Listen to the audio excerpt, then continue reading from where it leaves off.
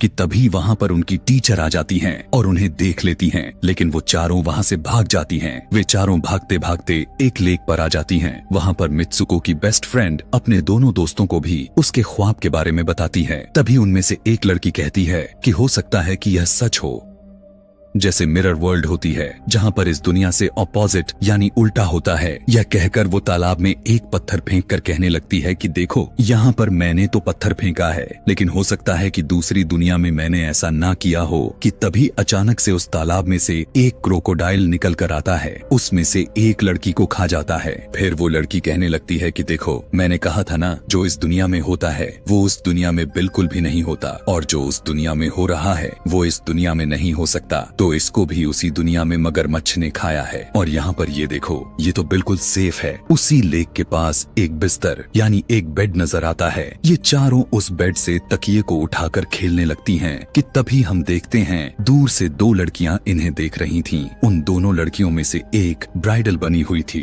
क्योंकि ये दोनों लड़कियां आपस में एक दूसरे से शादी कर ली थीं। जिसके बाद उनमें से एक फ्रेंड बताती है कि हमें कुछ ऐसा करना होगा जो उस दुनिया में इम्पॉसिबल हो, क्योंकि हमारे किस्मत तो पहले से लिखी जा चुकी है, लेकिन हम इसे बदल भी सकते हैं। जिसके बाद ये सभी लड़कियां अपने स्कूल में वापस आती हैं और नेक्स्ट लेक्चर लेने के लिए क्लास में चली जाती हैं। कि तभी मित्सुको देखती है उसके पास एक तकिया पड़ा हुआ है। अब जैसे ही वो इस तकिए को उठाने के लिए नीचे झुकती है कि तभी उसकी टीचर पूरे क्लास में गन से फायर करने लगती है। और जैसे ही मित्सुको उस तकिए को उठाकर ऊपर देखती है तो उसके क्लास के सभी लड़कियां मारी जा चुकी होती हैं। और यहाँ पर एक बार फिर वो बच जाती है, जैसे पिछली बार अपने ड्रीम्स में बच गई थी। मित्सुको की टीचर उसके पास आकर कहती है कि तुम्हारी हिम्मत कैसे हो गई, इस क्लास को बंद करने की, तुम्हारा भी मरना तय है। तो देखती है कि अब वो आदमियों की दुनिया में आ चुकी है। वहीं पर उसके पोस्टर्स भी लगे हुए थे। जिस पोस्टर को कुछ लड़के देख रहे थे, तभी एक लड़का मित्सुको के पास आकर कहता है कि तुम फ्यूचर में हो।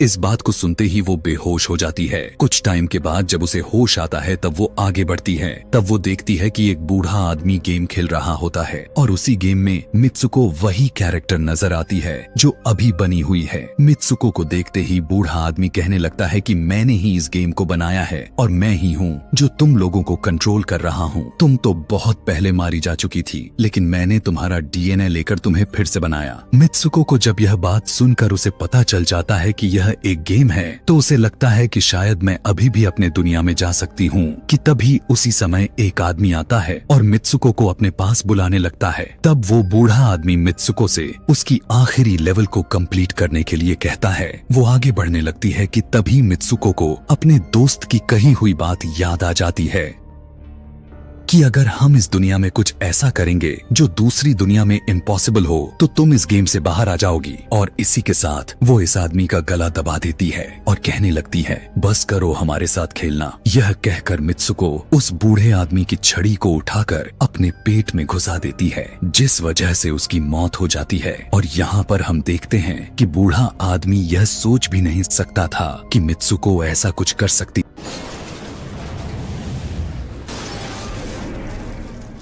कहानी के शुरुआत में हमें रास्ते में जाते हुए दो बसेस को दिखाया जाता है। उस बस में बहुत सारी फीमेल स्टूडेंट्स होती हैं जो वे सभी अपने क्लास के लिए जा रही होती हैं। उन्हीं में से एक का नाम मित्सुको था जो दिखने में काफी प्यारी थी। वो अपनी नोट्स बुक में कुछ लिख रही होती है। तब उसकी फ्रेंड्स उससे कहने लगती हैं कि क्या तुम हर वक्त लिखती रहती हो, क्या मिलेगा इस तरह की नोट्स बनाने से, यहाँ देखो सभी लोग एंजॉय कर रहे हैं, तुम भी क्यों नहीं करती। ये कहकर उसकी फ्रेंड उसकी नोटबुक को छीन लेती है और उसका पेन नीचे गिर जाता है। और वो अपना पेन उठाने के लिए जैसे ही झुकती है तभी हम देखते हैं कि उस समय कोई चीज बहुत तेजी से आती है और उस लड़कियों के साथ उन दोनों बसेस को आधे पर से ही काट देती है, जिसकी वजह से सारी की सारी लड़कियां दो हिस्सों में कट जाती हैं। इसी के साथ जैसे ही मित्सुको ऊपर उठती है तब यह देखकर काफी हैरान हो जाती है कि यह क्या हो गया। अब क्योंकि वो नीचे पेन लेने के लिए झुकी थी इसीलिए बच गई थी। यह देख क्योंकि अब उसे लगने लगा था कि उसके साथ कुछ ज्यादा ही गलत हो रहा है। आगे जाने पर एक और मिरर में खुद को देखती है तो वो एक बार फिर से खुद को बदला हुआ पाती है। अब जिस जगह पर मित्सुको थी वहीं पर रेस हो रही थी कि तभी उसके पास कुछ लड़कियां आकर उससे कहने लगती हैं कि तुम तो बहुत अच्छी रेसर हो, खड़ी क्यों हो, भाग क्यों नहीं रही। और जब वो भागना स्टार्ट करती है तब वो खुद में काफी एनर्जी फील करने लगती है, जिसके बाद मित्सुको रेस जीतने की पूरी कोशिश करने लगती है।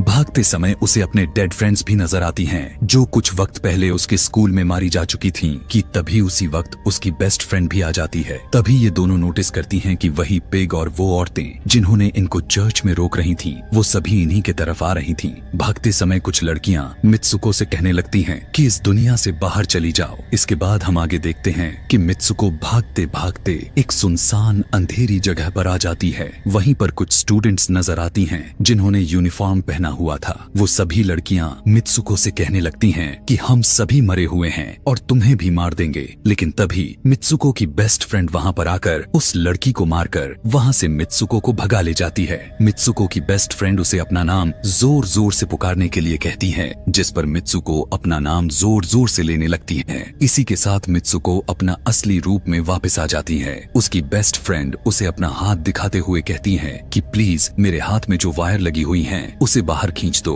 ताकि मैं इस दुनिया से बाहर जा सकूं। लेकिन मित्सुको को डर भी था कि कहीं यह वायर खींचने से उसकी जान न चली जाए, और क्योंकि मित्सुको अपने बेस्ट फ्रेंड को काफी ज्यादा प्यार करती थी इसलिए वो ऐसा नहीं करना चाहती थी। लेकिन ज्यादा उसे फोर्स करने पर वो उसकी वायर्स खींच देती है। वायर खींचते ही उसकी बेस्ट फ्रेंड की बॉडी दो हिस्सों में बट जाती है और तभी उसी वक्त उसे एक गेट नजर आती है। उस दरवाजे से बाहर आने पर वो कॉन्ग्रेचुलेशंस दे रहे थे। अब जैसे ही वे सभी उसे लेकर चर्च पहुंचते हैं तो मित्सुको को बेस्ट फ्रेंड भी वहीं पर मौजूद होती है। मित्सुको उससे पूछने लगती है कि यह सब मेरे साथ क्या हो रहा है। तब उसकी दोस्त उससे कहती है कि अभी खामोश रहो, हम अभी किसी के कंट्रोल में हैं, बस जैसा मैं कहूँ तो तुम वैसा ही करो। और यह कहते हुए वो उसका वेडिंग ड्रेस पहनाती है और उसे वहाँ जाने के लिए कहती है। अब जैसे ही वो अपनी मैरिज सेरेमनी के लिए आगे बढ़ती है तो वहाँ की सभी लड़कियाँ उसका मजाक उड़ाने लगती हैं। यह देखकर उसकी बेस्ट फ्रेंड एक एक करके सभी को मारना शुरू कर देती है। जिसके बाद जैसे ही मित्सुको आगे बढ़ती है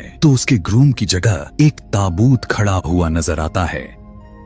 उस ताबूत को खोले जाने पर एक बड़ा पिग बाहर निकल कर आता है। मित्सुको उसे देखकर काफी ज्यादा डरने लगती है और एक टूटी हुई बोतल से उस पर अटैक कर देती है। जिसके बाद मित्सुको और उसकी बेस्ट फ्रेंड चर्च से भागते हुए बाहर आ जाती हैं। यहाँ गेट पर भी दो लड़कियां इन्हें रोकने की कोशिश करती हैं, लेकिन मित्सुको की बेस्ट फ्रेंड इन्हें मारकर वहाँ से भाग जाते हैं। उधर मित्सुको दूसरी तरफ भाग रही थी, जिसके बाद उनमें से एक फ्रेंड बताती है कि हमें कुछ ऐसा करना होगा जो उस दुनिया में इम्पॉसिबल हो, क्योंकि हमारे किस्मत तो पहले से लिखी जा चुकी है, लेकिन हम इसे बदल भी सकते हैं। जिसके बाद ये सभी लड़कियां अपने स्कूल में वापस आती हैं और नेक्स्ट लेक्चर लेने के लिए क्लास में चली जाती हैं कि तभी मित्सुको देखती है उसके पास एक तकिया पड़ा हुआ है। अब जैसे ही वो इस तकिए को उठाने के लिए नीचे झुकती है कि तभी उसकी टीचर पूरे क्लास में गन से फायर करने लगती है। और जैसे ही मित्सुको उस तकिए को उठाकर ऊपर देखती है तो उसके क्लास के सभी लड़कियां मारी जा चुकी होती हैं। और यहाँ पर एक बार फिर वो बच जाती है, जैसे पिछली बार अपने ड्रीम्स में बच गई थी। मित्सुको की टीचर उसके पास आकर कहती है